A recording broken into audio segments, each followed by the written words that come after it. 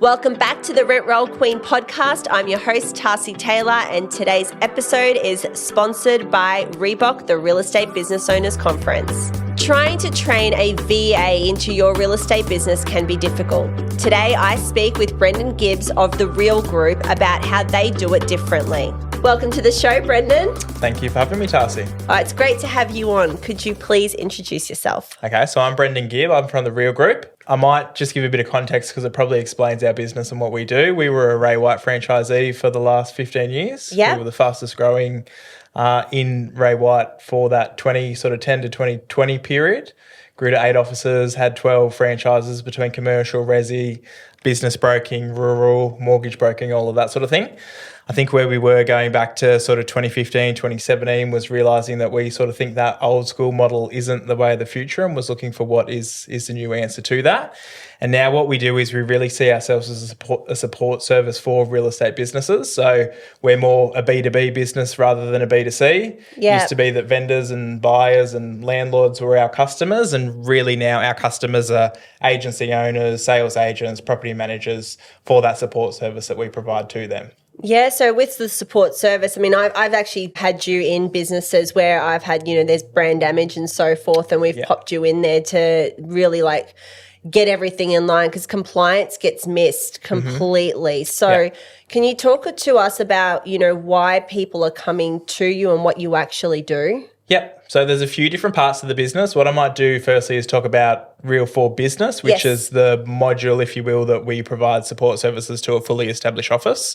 So it could be broken down to both sales support and PM. Right. Obviously, your audience here is going to be a bit more PM focused, so we'll cover that. Well, actually, everything's fine, because there's sales agents who are wanting to run their business as well, so it's all go into entrepreneurship. Well, if we look at an established office, there's probably two big pain points I'm seeing currently. One's trust accounting, yes, as you've alluded to, and the second one is compliance. Yeah. Trust accounting, really, what we'll do is we'll be able to provide the full support service where we're handling all trust accounting to where the principal's really only needing to do the final transaction, where there is that trusted support service for them, so they're not needing to get bogged down in it.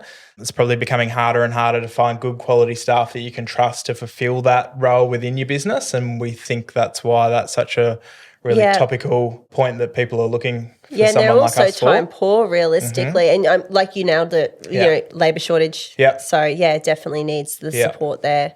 Yeah, I think post-COVID it really hasn't got back to where it was. I think there's a lot of people that have left the industry. It's got tougher. And if we come back to that compliance point, I saw even the other day Victoria has now implemented a law where if a property manager knowingly rents a property out that doesn't meet the minimum housing standards, they're actually liable for criminal charge. So you think about an industry that's pretty hard as it is now, where we do cop a lot of crap from both sides because we're stuck in the middle. It's not the highest paying job in the world. And now you got property managers facing criminal charge for something arguably not. That's right. Yeah, you can see why it's becoming harder to recruit and retain and find those good quality staff. Well, I've always said, it's not going to get easier, right? Legislation is going to continue to change on a day-to-day basis. Well, not day-to-day, but you know what I mean. It almost is lately though, right? Yeah, at the moment it is because they're doing so many reforms. But, we kind of get a handle on it, and then the moment we get a handle on it, there's another reform that comes through. Yeah. So, with your support, because you're very different, right? It's not like a VA service, but it is a VA service in a way. Yeah. But what I love about your model is you have Australians at the forefront of all communication. Well, we very much believe in that. So if you go back to the sort of latter part of the 2010s when we implemented VAs into our business, we were always of the thought process that the VA should never be customer facing. So you never have a VA talking to a landlord or a buyer or a whatever. Yeah. It's the same process we use now. So we have Australian staff. They're all probably, average 10-year or more property managers or sales administrators that have been in our business for a long time. They really know what they're doing. They have their own team of offshore VAs underneath and below them doing certain tasks. We're still handling the more important, particularly something like trust accounting at an Australian level though. Yep. So there's probably the difference where when you're coming to us, you're not needing to go that old school VA route where you need to train them and write your massive workflows and spend 3 months trying to implement that minute task level workflow process with them. We already know how everything works. We know all the software. All we really need to know from you are what are your rules around what are your timeframes for things like lease renewals and all those minute bits and pieces, just so we know how to pick the ball up and run with it. Yeah. So when a client comes to you that is requiring more assistance, how do you onboard them? Oh, well, before onboarding, what it's more a case of is a discovery session to work out what are your pain points, what do you need, who are the people within your business now, what is your growth trajectory, and then from there we're going to determine what tasks we're going to need to take over. Yeah, because it can be very different for different businesses. Yeah. And that's where if we come back to sometimes it could be sales only, sometimes it could be PM only, it could be a match of both, it could be a full service operation where they're outsourcing all trust accounting, basically all administration to us, or it could just be small little pieces within that puzzle that they just need us to do. So it's very dependent on the actual client and where they're kind of like wanting to take the business. And I know that, you know, you're in a few of the businesses that I've done some due diligence work and everything for, and it's about keeping them on track. Yes, very much so. They don't keep missing it because you and I have both seen horrendous, unfortunately, sadly, portfolios where the staff have not done what they're supposed to do. Yeah. And all of a sudden we're behind in routines, we're behind in smoke alarms, we're behind in absolutely everything. And we've just let ourselves open for complete litigation. Yeah, it's pretty common, unfortunately. I think the reason why is that probably most real estate business owners have come from being that number one sales agent, if you will. They've taken that progression as to what's the next step in my career is to own an office. They may not necessarily... Like they want to focus on selling, right? They're still probably a selling principal. Property management's not their forte. It's too easy for the staff to go and do their own thing, maybe hide things, maybe things don't become apparent to the business owner until it's a real problem when it's almost too late. So, it's a real problem in the industry. It is a real problem in the industry, and I see more and more of it because of what I do for, you know, and then you've got yourselves that sort of come in, but you've got people on the ground, and the people that are actually on the ground, the forefront of your business, they are all Australians and they've all been in property management or they've all been in sales admin.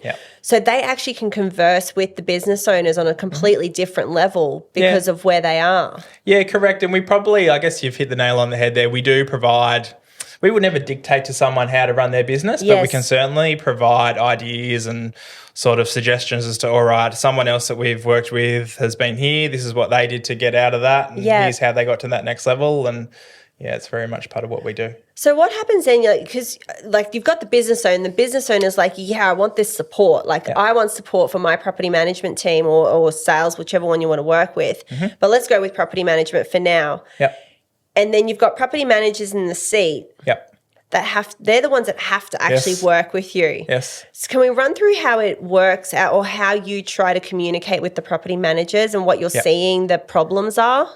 So you have to have them on board. Obviously, you cannot be working against them. It's of course, it's going to happen where there's going to be resistance, particularly when they may be very entrenched in their ways. Sometimes their ways aren't necessarily what's in the best interest of the business moving forward. So it can be a process to get them there.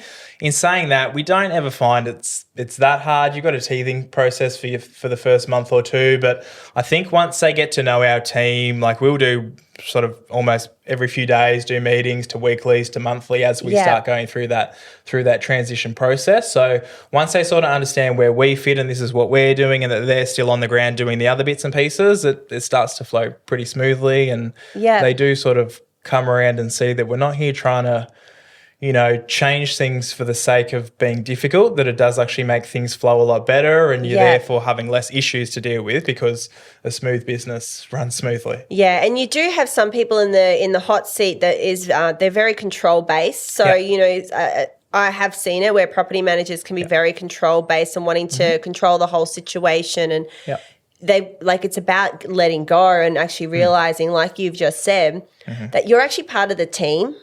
That's right. Yeah. And we actively promote that. Yeah. Yeah, you're part of the team. You're not there to take their job or anything like that. And it's about the communication. It's there to make their job much smoother and easier. And because they get to have that communication with a person from Australia, it makes it a lot easier because you can be like, hey, this hasn't been done or, why, like what's been going on. And what I love too about your system is you're like, okay, well, this is the steps that were missed. So how can we train you guys on getting these steps so that the communication's so on point that we can actually do our job faster? So with new business owners or those business owners who are looking to get into entrepreneurship at the moment, so they might be a sales or a property manager who have gone, I kind of want to go into my own business. How can you best support them?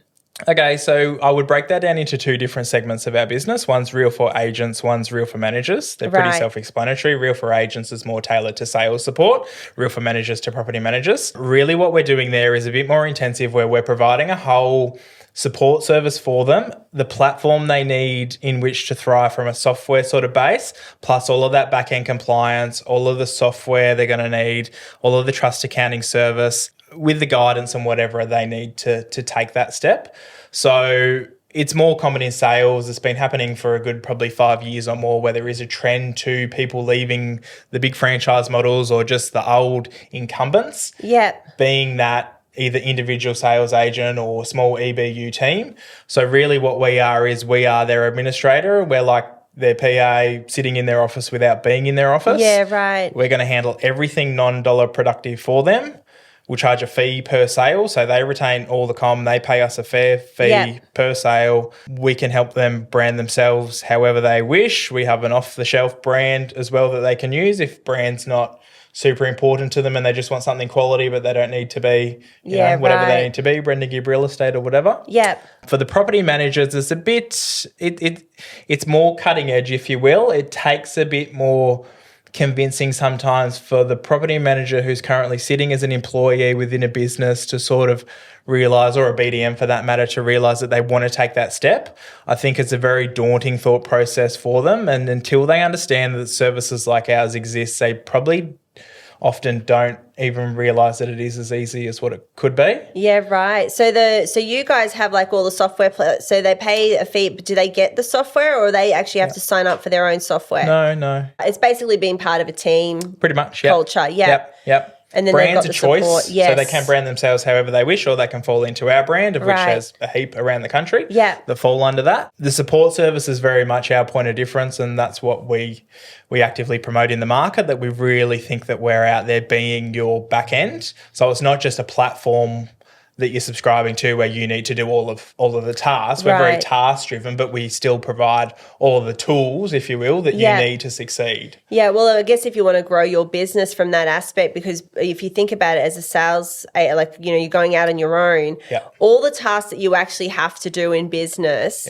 to get yourself up and running, plus do all your prospecting, plus do all your lead, generating and everything else that you have to do, and then sell the house, go and do your opens. You burn yourself out real quick. Yeah, absolutely. And that's before you think about the costs too. Yeah. So if I'm going to go and take on a subscription to a CRM and a property management software, if I'm in PM, and all of these different things can add up pretty quick smart, and that's before you go and take on staff. Yeah. And if you need to take on staff, you've got that over your head every single week or fortnight. You need to pay that wage. Yeah. With us, you're just paying a fee per sale or a fee per property under management per month. So it's very scalable. It's a lot easier to cash flow. It's very easy to grow from zero to whatever your goals are over time and make it achievable. And what happens in the space of like real estate offices and rent roll transactions? How do you support in that sort of area? Yep. So it's fairly common that buyers of rent roll would look to services like ours.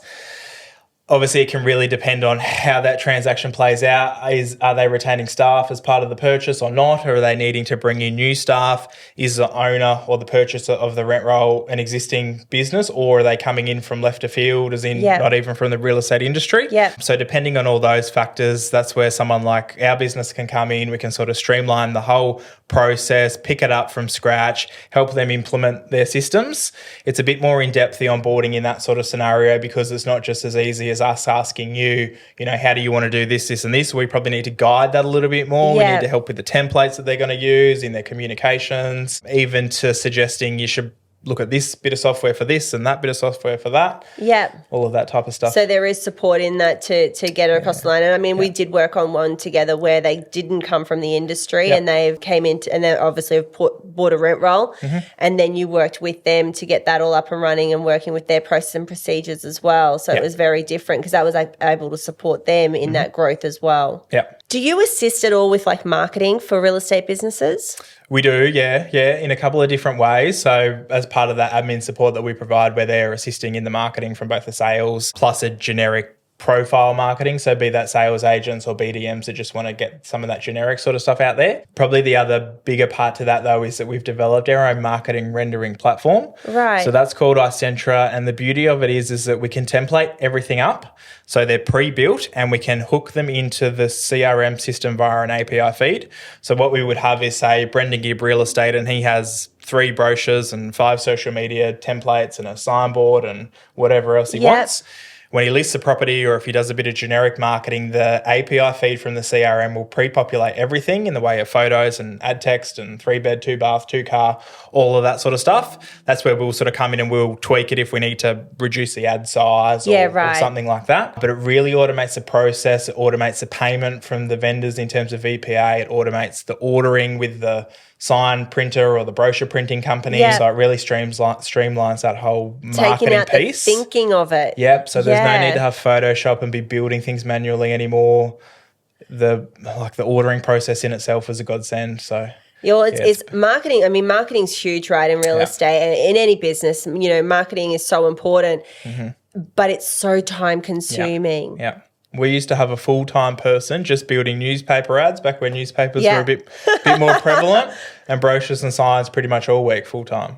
Yeah, that's incredible. And we can probably take that out of an office now to where we as a support service can provide that at a pretty low cost because the human hours involved in that are minimal. Yeah, wow, that's amazing. And you have another great, amazing new product basically that you guys are launching. Can you please tell me all about that? Yeah, sure. So that's called Real Giving, and we're looking to launch that pretty soon. It stemmed from a frustration we had as a business for a long time around particularly sales agents gifting clients, being vendors and buyers on settlement. Yeah. Where, you know, you've just sold a house for 20 grand and you give someone a crappy $20 bottle of wine. It just wasn't cool in our mind. Yeah. And it was almost impossible after all those years to try and streamline a systemized process where every vendor and every buyer got something of value, because every agent's different. They all want to do their own things. Some have different ideas. So where we've gone with that is we've created a gifting platform, and it's specific to real estate businesses, but we see it as being a lot larger, encompassing any business that's data heavy. Right. So that could be mortgage brokers. It could even be surf clubs. It could be sports clubs, anything that has a decent database of clients. So how it would work for the real estate business would be, if I'm Brendan Gibb Real Estate and I've got 10,000 bits of data in my database, be they sellers or buyers or whatever, I can introduce them into the platform. It costs them, the customer, nothing to be introduced to it. Me as the agent that introduced to them, I'm tagged against those users now.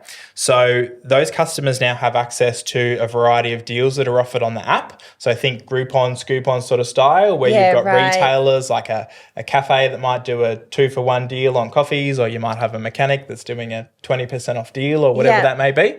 So the customer's got access to those. The customer gets value from you having introduced them into that.